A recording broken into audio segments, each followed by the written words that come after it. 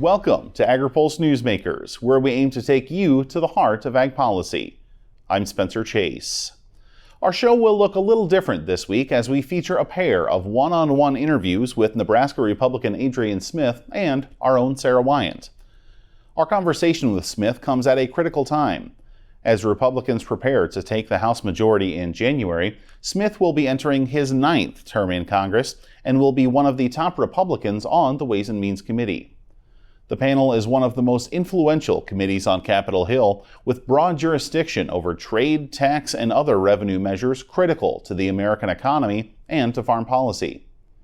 Smith is one of a handful of lawmakers from a predominantly rural district to serve on the committee, giving him an inside lane to the intersection of farm and financial policy. When we spoke with Smith, we asked him how he expected the committee's priorities under Republican leadership to impact farmers and ranchers in his district and across the country. Well, trade is key. We've seen so little action on trade in the last 2 years.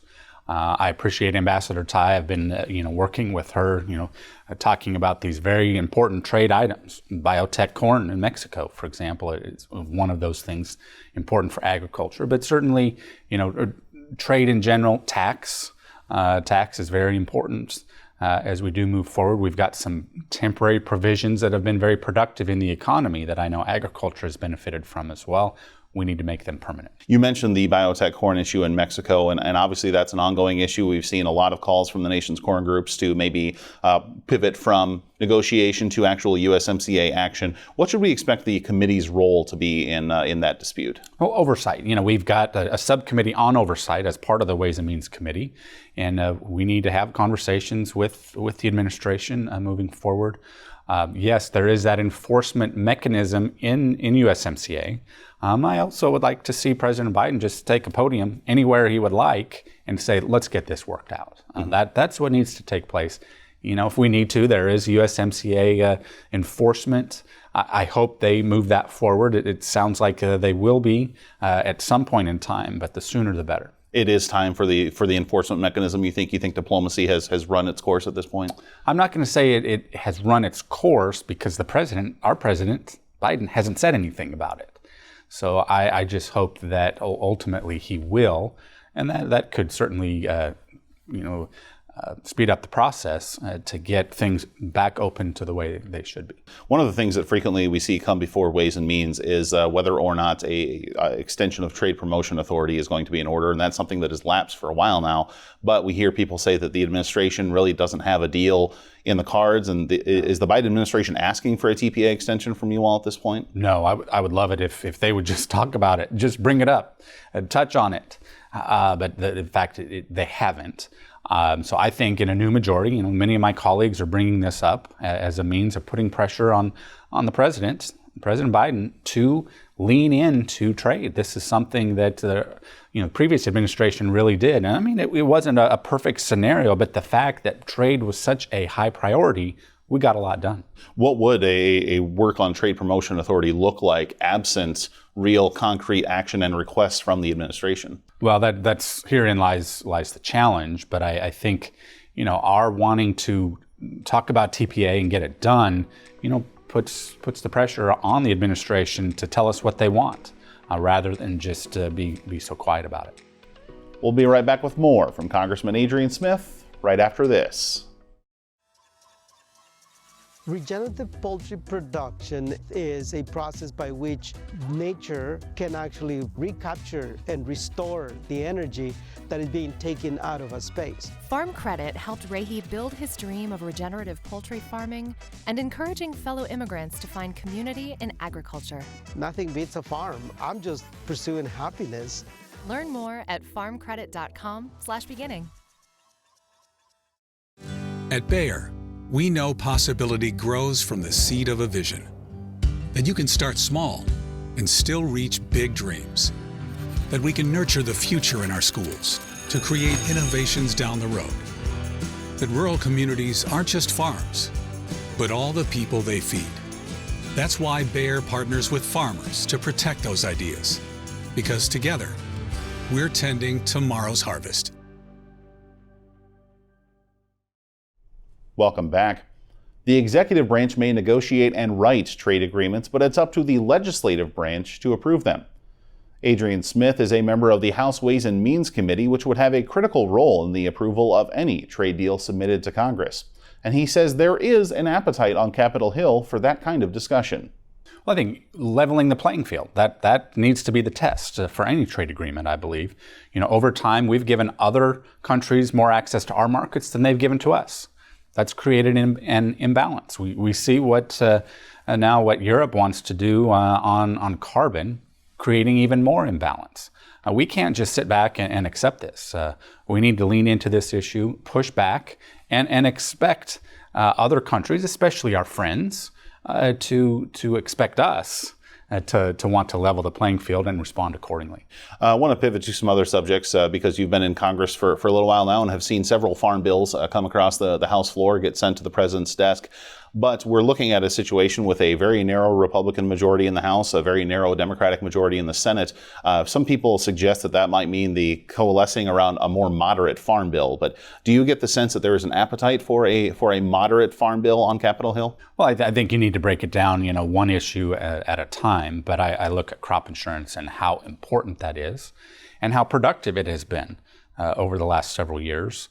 I think, talking to producers, they tell me that's what they believe to be the most important component to the Farm Bill. But overall, we need to move the ball down the field. I think we can get this done in a reasonable way, bringing all parties together to talk about what's most important to feeding the American people, also helping feed the world.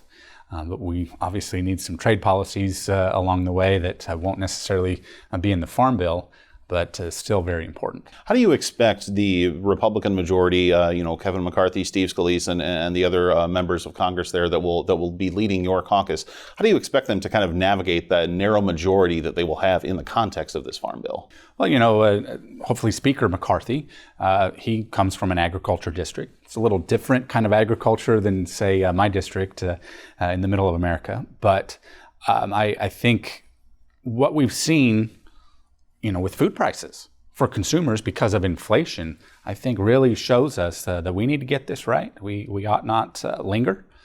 We need to get this done on a timely basis. Most importantly for consumers and certainly our producers along the way. A lot of beef cattle in your district, and of course Senator Fisher from your state has been a leader in the Senate on livestock policy issues and introduced legislation in the current Congress there. But I'm wondering, a lot of beef cattle industry reform conversations have taken place in the last couple of years with regards to whether or not the current pricing structure is correct, whether or not there are improvements that can be made there.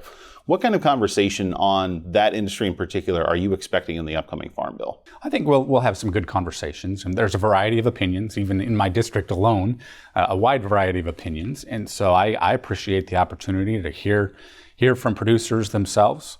I hope that we can have policy that encourages more movement in the market, so that producers feel empowered by the opportunity to sell their products, their high quality products.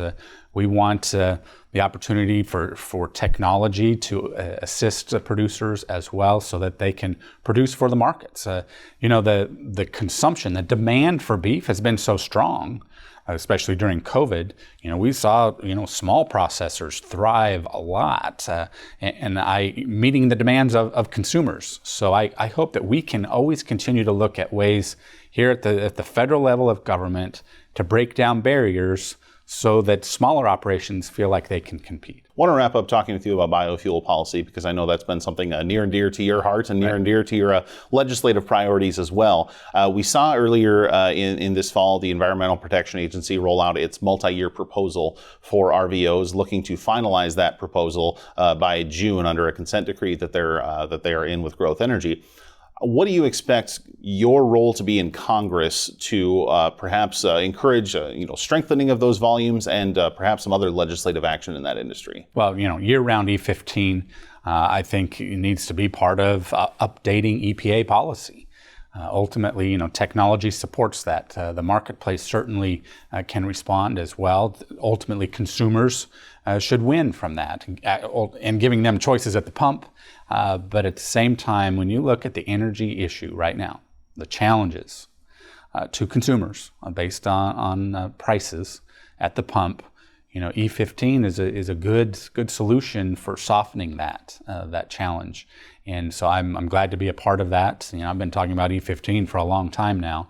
I hope that we can codify it and make sure that ultimately consumers win, knowing that producers do a great job at meeting the needs of the marketplace along the way. You've been involved in some legislation that has the backing of the American Petroleum Institute that would offer that year-round E15. As you talk to your colleagues about that bill and try and gin up support for it, is API support enough, or are there other hurdles that you have to overcome in effort to gin up support for that bill? As I talk to my colleagues about it, this is not a mandate. It simply allows the sale, and I think I've been pleased with the fuel retailer response.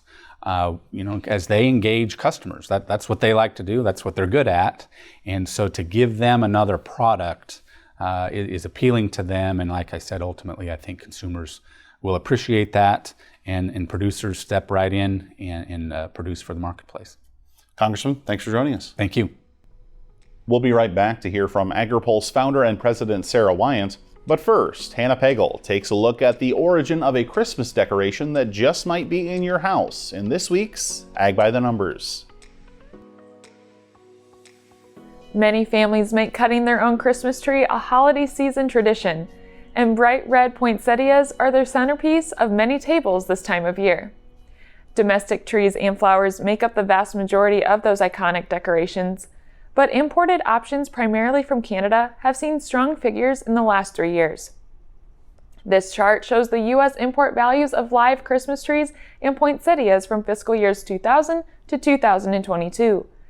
This year, USDA data shows nearly 2.8 million trees were imported at an inflation-adjusted value of $68 million. The U.S. averaged 2 million tree imports per year, worth an estimated $36.1 million between 2000 and 2015. The number grew substantially in 2020 because of supply issues caused by the COVID pandemic, and numbers have remained high. Poinsettia imports are also rising. The U.S. imported 2.2 million poinsettia plants in fiscal year 2022, worth $11.5 million. The U.S. imported more poinsettias in the early 2000s than the 2010s because the U.S. dollar was so close in value to the Canadian dollar throughout the 2010s. No matter if your tree is real or artificial, Spencer is forcing me to say it should not be up before Thanksgiving. And this is the only area where he and I actually agree. For Agri-Pulse, I'm Hannah Pagel.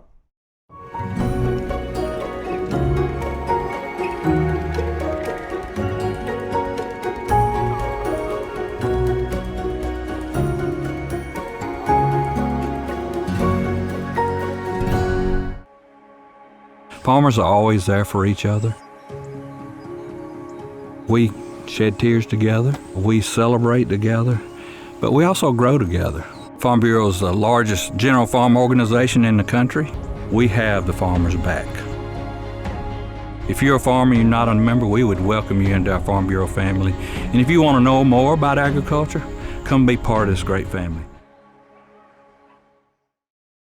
Welcome back to Agri-Pulse Newsmakers. This week we're going to have a conversation with Agri-Pulse founder and president Sara Wyant. And Sara, appreciate you making the trip to the studio for us and talking today about the CEO salary report that we do here at Agri-Pulse. And it's one of those things that people seem to always mention when I mention that I work at Agri-Pulse. They say, I love that CEO report that you all do every year. And that's something that we've been doing for quite a while. Once upon a time as a baby intern, I put those numbers together, but you were doing it long before that. What was your impetus to kind of get into this kind of reporting? Well, thank you, Spencer. It's a pleasure to be with you. And it really started with a fax. And I know for some of our viewers, they're not even going to know what a fax is because they're not old enough to remember that before email used to be a very common form of communication. But when I had started the company, I worked late at night, oftentimes after my kids went to bed, and a fax came over, and it didn't even have any fax tracks, which was a phone number that you could tell where it came from. But it basically said, you really ought to look into how much Ken Bader is making in salary. Well, Well, Ken was the CEO of the American Soybean Association at the time, and it was about that time when they were trying to launch the soybean checkoff. So I had no idea where this thing came from, but it did perk my interest, and I started asking around, how would someone find that out? And I went to the next United Soybean Association meeting, and I asked then the president of the association at that time, of the checkoffs, Sandy Luderman, if he knew how much Ken Bader was making, and he said no. And I thought that was really odd for a farmer leader who was, supporting some of the things going on at ASA, not knowing what the compensation levels were. So that really kicked off the interest in that. But of course, Spencer, it's not really fair to single out any one leader, because how do you put that in perspective? So I started kind of small. Again, it was just me with Agri-Pulse. And so I did look up not only the ASA salary, but the National Corn Growers Association, National Cotton Council, and National Association of Wheat Growers. So the broadacre crops, we started with 4, and I found that you could identify those salary levels if you could dig into their 1090s and look at their IRS forms that were able to identify what they were actually getting for compensation. As part of that exercise, though, it was really interesting that so many people were hungry for that information, but not always eager to give it to me. I can remember distinctly one of those CEOs said, "Oh, I would love to know what Ken Bader is making. It would really help me inform my board. But if you ever report my salary, I will never speak to you again."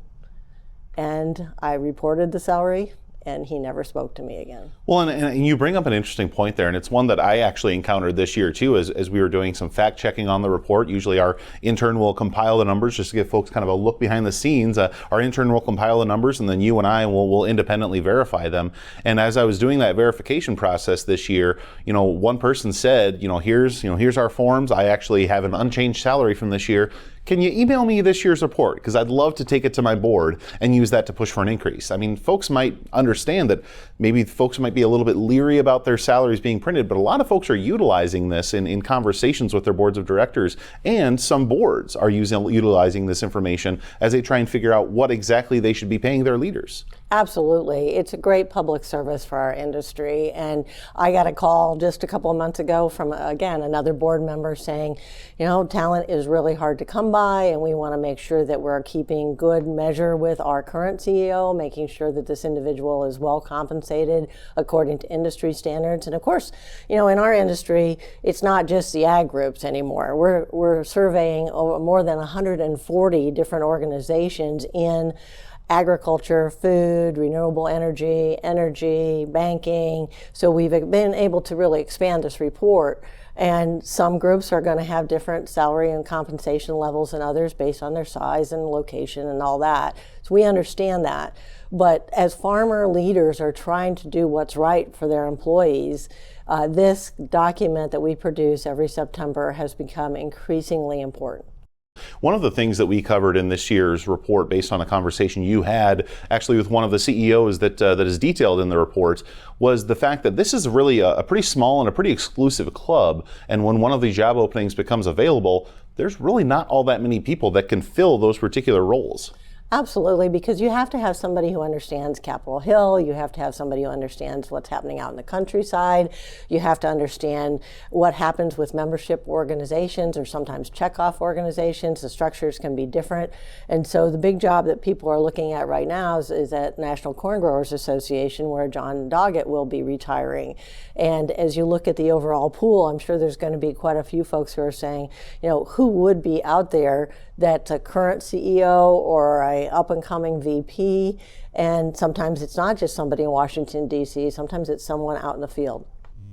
Also, as we looked at this report this year and the last couple of years, really, in line with Agri-Pulse's expansion into California, a number of California-level groups have been added to the report as well. Yes, that's where we've really expanded our coverage, and so I think it's helpful not only for those grower organizations in California, but for, again, the industry writ large to think about what is the fair compensation level for various organizations. And it really does vary. And the other thing that, and you're pointing this out, is that so many of the different groups are checkoffs.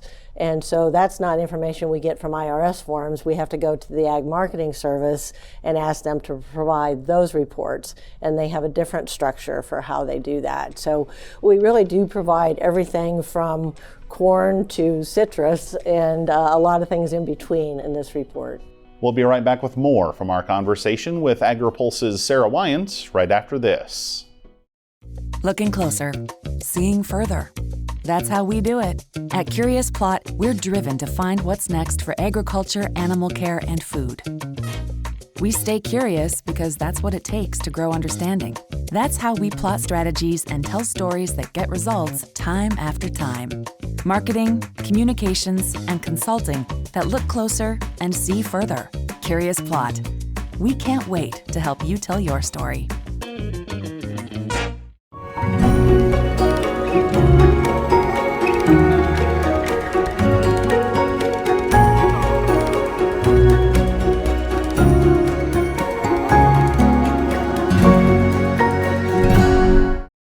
Welcome back. Our CEO report is just one of several detailed and long-form reports that we do here at Agri-Pulse. Here's more on our company's mission and why we feel like it's our responsibility to provide in-depth information to our subscribers.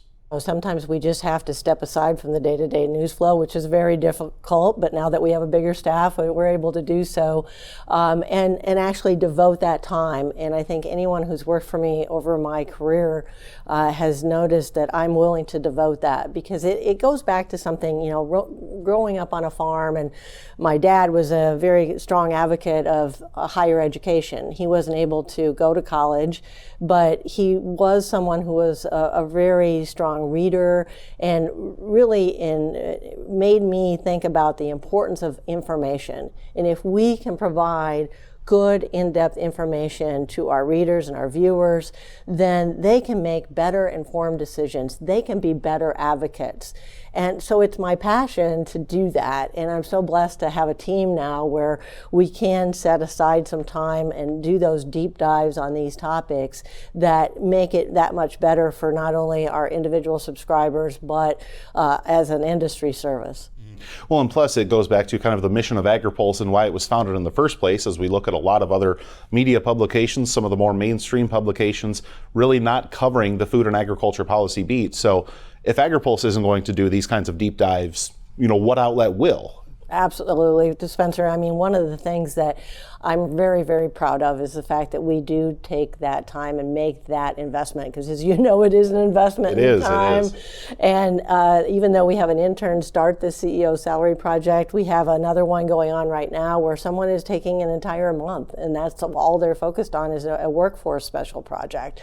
Jackie Fatka is very ingrained in that project right now. And so as we look at all these different opportunities going forward, again, I don't need a fax in the middle of the night, but if someone has a topic that they think that we should be looking into that we're not, that's how we want to have those interactions with our readers and our viewers, and even anybody who's watching this program that has an opportunity to say, yeah, you know, that's really important, and we want to look into what Agri-Pulse is doing. And it's also something that we can tell our intern going into the summer, hey, this is going to be a project that you're going to have on your portfolio. It's a great investigative piece for that young journalist as well. And I think it's a representative of how we want to have an impact in this industry. We want people to know that we are serious about going into some of these topics, and they're not comfortable. We discussed that earlier for some folks. Even this year, I had a PR person who said, you know, I understand why you're doing the CEO project, but my management really doesn't like it, and you know, wanted us to send a certified letter to make sure that we actually, you know, got this formal invitation to provide the information, which is required by the IRS to be given to us. But you know, some people want to make you go through a few more hoops. Mm-hmm. But at the end of the day, I think it's worth it, and I hope that people understand that this is the kind of journalism that Agri-Pulse stands for.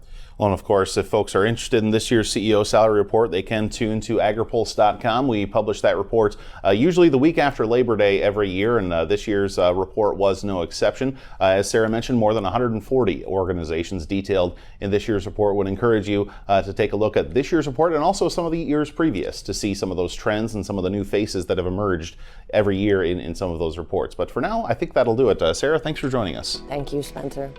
We'll be right back with more Agri-Pulse Newsmakers, but first, our Hannah Pegel takes a look at new food insecurity figures around the world in this week's Map It Out.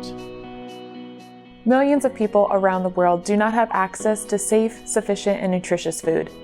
USDA's International Food Security Assessment gathered data on income, food prices, and food supply shocks for 77 countries in sub-Saharan Africa, North Africa, Latin America, the Caribbean, and Asia. This map shows how many more people are experiencing food insecurity around the world compared to last year. 1.3 billion people are expected to be food insecure in those countries in 2022, which is an increase of 118.7 million people from the last year's estimate. Analysts expect that number to rise because of high input and commodity prices due to the war in Ukraine and the continued effects of the COVID-19 pandemic. The report found that nearly 33% of people in those countries are not able to get enough calories per day to live a healthy lifestyle. There is some good news on the horizon. Data from the report shows only 577.3 million people are expected to be food insecure by 2032, which is a 62.5% drop from 2022. For Agri-Pulse, I'm Hannah Pegel. Did you know Agri-Pulse has all your favorite podcasts, including Open Mic, Newsmakers, and Drive Time? Take us wherever you go. Subscribe at agripulse.com or on Spotify, Google Play, or Apple Podcasts. Agriculture Future of America is a nonprofit building transformational leaders in food and agriculture. AFA prepares college students to join the workforce as innovative and engaged young professionals who will shape the future of agriculture. Head to agfuture.org to find out how you can get involved. Welcome back. You may have already seen the news on agripulse.com or our social media feeds, but I'm excited to share that Agri-Pulse Newsmakers will soon be available on RFD TV in addition to agripulse.com. You can expect the same great discussions and exclusive content, but now you'll also be able to catch us on Saturdays at 11 a.m. Eastern Time. Be sure to set your DVRs and clear your calendars for the morning of January 7th for the debut of our first show in the new year. And check back in every weekend for the latest in ag and rural policy from the nation's capital and across the country. But for now, that's going to do it for this week's Agri-Pulse Newsmakers. From all of us here at Agri-Pulse, have a safe and happy holiday season. For Agri-Pulse Newsmakers, I'm Spencer Chase. Have a good one. Newsmakers is a production of Agri-Pulse Communications. For more ag policy news, visit agripulse.com. You can also find our new content on YouTube and wherever you get your podcasts. Don't forget to follow Agri-Pulse and our correspondents on social media to get breaking news and more.